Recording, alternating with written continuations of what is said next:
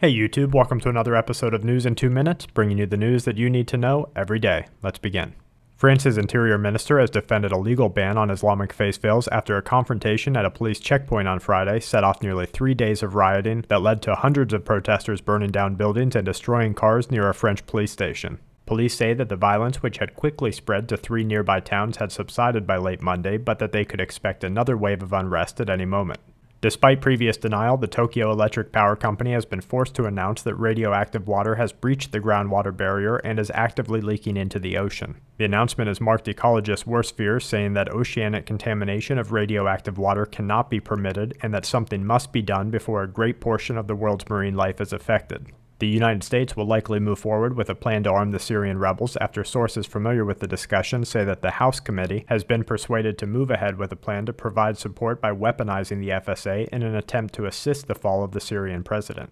The source continued to say that the concerns of the committee have been erased, and the administration has been given the approval to move forward with the plans, even as international hesitations abound that the weapons will undoubtedly fall into the hands of Islamic militant soldiers and may be used against the U.S. in the future. In related news, the Pentagon has provided Congress with a detailed list of military options that the U.S. may use to intervene in the Syrian civil war. The list includes conducting direct airstrikes and instituting a no-fly zone over the country, as well as other wartime moves that are estimated to cost the U.S. billions of dollars and risk driving the country into another long-fought Middle Eastern war. We note that all watchers should look for an increase in U.S. media coverage detailing Syrian military atrocities for clues to show if and when military action may take place.